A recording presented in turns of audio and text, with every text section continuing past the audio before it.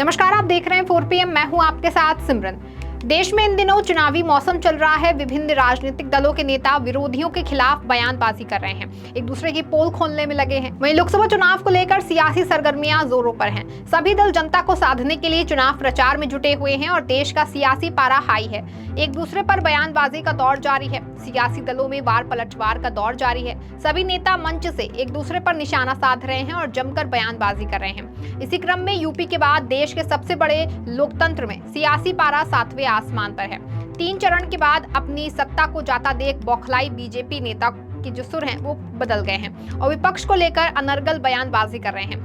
वहीं अब महाराष्ट्र की सियासत में ओवैसी के भाई के द्वारा 2012 में दिए गए बयान की एंट्री हो गई है। बता दें कि अकबरुद्दीन ओवैसी के द्वारा 2012 के बयान को लेकर के बीजेपी की अमरावती से उम्मीदवार नवनीत राणा ने हमला बोला है, जिसको लेकर के अब महाराष्ट्र की सियासत में भूचाल आ गया है। वहीं उनके बयान पर सियासत गरमाई हुई है और वार पलटवार का दौर जारी है, जिसको देखते हुए ओवैसी समेत AIMIM के तमाम नेताओं ने पलटवार किया है और कहा कि अमरावती से हार रही नवनीत राणा के सुर बदल गए हैं और वो अपनी हार के डर से अनर्गल बयानबाजी कर रहे हैं।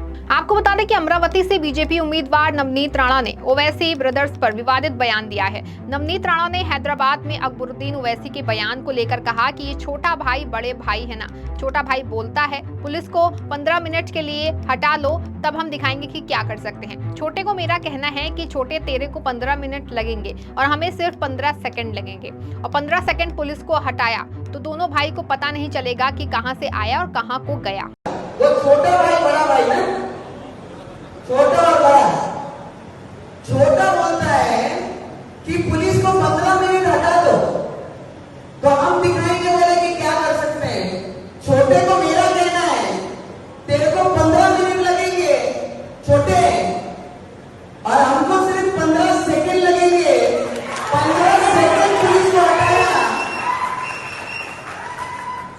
15 सेकंड अगर पुलिस को हटाया तो छोटे को बड़े को ये पता नहीं लगा कहां से आया और कहां को गया। सिर्फ 15 सेकंड लगेंगे हम लोगों को किसी ना मंच पे आ गए।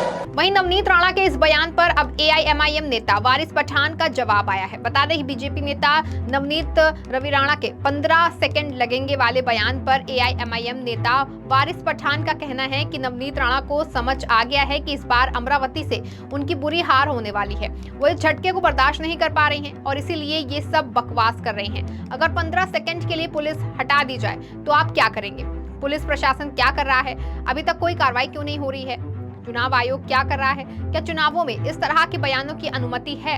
नवनीत राणा को इस मर्तबा समझ में आ गया है कि वो अमरावती से बुरी तरह से चुनाव हार रही है और अमरावती से आनंदराज अंबेडकर जी चुनाव भारी अक्सरियत के साथ जीत रहे हैं, जिनको हमारी पार्टी मजलिस ने समर्थन दिया था। तो ये जो उनको ये झटका पड़ा है, ये जो सदमा उनके दिमाग में लगा है, वो बर्दाश्त नहीं कर सक रही है और इस तरह की अनाप शनाप बातें करने लग गई। नहीं, क्या करेंगे आप? 15 मिनट नहीं, 10 मिनट नहीं, 15 सेकंड के लिए पुलिस को हटा दो। क्या करेंगे? 15 सेकंड के लिए पुलिस को हटा के सारे मुसलमानों को मार डालेंगे, कत्लेआम कर देंगे। हाँ, क्या कर रहा है पुलिस प्रशासन?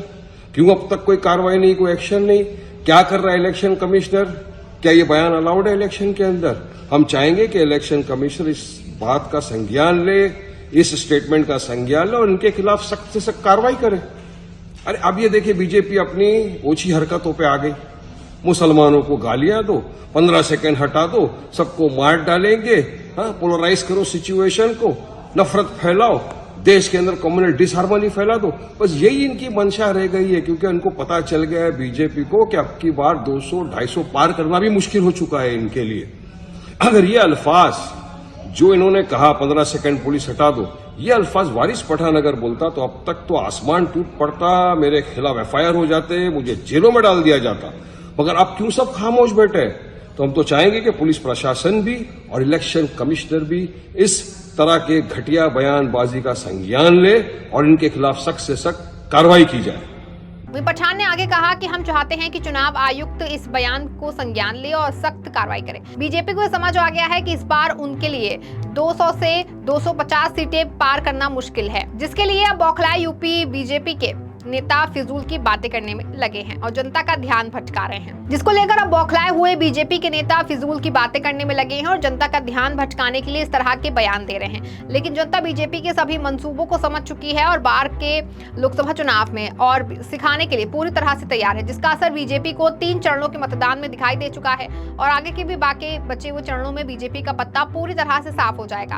वहीं हार की जड़ से बौखलाई बीजेपी और पीएम मोदी समेत बीजेपी के सभी नेताओं का दिमाग चकरा गया है।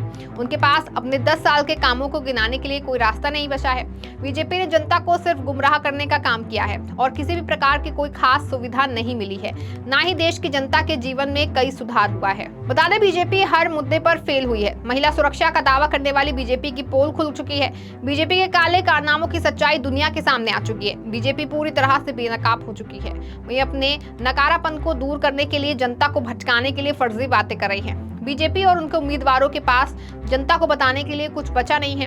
बीजेपी ने सत्ता में आने से पहले जो वादे किए थे वे एक भी वादे आज तक पूरे नहीं किए, जिसको देखते हुए बीजेपी कभी हिंदू मुसलमान तो कभी धर्म की बात करने पर उतर आई है। फिलहाल इन सब बयानों का बीजेपी पर क्या असर पड़ता है ये तो आने वाला वक्त तय करेगा। आपको बता दें कि ऑल इंडिया मजलिस इत्तेहादुल मुस्लिमीन के सदस्य अकबरुद्दीन ओवैसी ने 2012 में एक विवादित बयान देते हुए कहा था कि 15 मिनट के लिए पुलिस हटा दो और हम बता देंगे कि किसके पास कितनी ताकत है। इसका मुद्दा फिर एक बार 2024 के लोकसभा चुनाव में सामने आया है। इसकी चर्चा जोरों पर है और इस बयान को लेकर बार पलटवार का दौर जारी है। आपको बता दें कि नवनीत राणा के बयान पर प्रतिक्रिया देते हुए असदुद्दीन ओवैसी ने कहा कि मैं पीएम मोदी से कह रहा हूं कि आप 15 सेकंड दें, 15 सेकंड नहीं बल्कि 1 घंटा ले लीजिए। प्रधानमंत्री के पास ये इख्तियार है, हम तैयार हैं, हम डरने वाले नहीं हैं। हमको बता दीजिए कहां पर आना है, हम आ जाएंगे। वहीं AIMIM लीडर वारिस पठान ने कहा कि नवनीत राणा के बयान से इशारा मिलता है कि वो अमरावती से चुनाव हारने वाली है। वारिस ने चुनाव आयोग और पुलिस से सख्त कार्रवाई करने की मांग की है। वहीं वारिस पठान ने कहा कि नवनीत राणा समझ गई हैं कि वो अमरावती में चुनाव हारने वाली हैं, उन्हें झटका लगा है और इसलिए वो ये सब कह रही हैं। वहीं महाराष्ट्र के पूर्व मुख्यमंत्री और कांग्रेस नेता पृथ्वीराज चव्हाण ने बीजेपी पर समाज में नफरत फैलाने का आरोप लगाया। उन्होंने कहा कि ये लोग समाज में जहर घोल रहे हैं। बीजेपी के सभी नेता चुनाव में ऐसा कर रहे हैं। आपको बता दें कि नवनीत राणा हैदराबाद से बीजेपी उम्मीदवार माधवी लता के लिए प्रचार करते हुए विवादित बयान दिया था। उन्होंने ये बीजेपी ने हैदराबाद से 4 बार के लोकसभा सांसद और AIMIM प्रमुख असदुद्दीन ओवैसी के खिलाफ माधवी लता को खड़ा किया है। ओवैसी 2004 से हैदराबाद सीट का प्रतिनिधित्व कर रहे हैं। वहीं भाजपा नेता राणा ने कहा कि अगर आप AIMIM और कांग्रेस को वोट देते हैं तो ये सीधे पाकिस्तान चला जाता है। इस पर ओवैसी ने कहा कि साल 2014 में नरेंद्र मोदी अचानक अफगानिस्तान से नवाज शरीफ के घर पर उतर गए बिन बुलाए मेहमान। वो क्या था?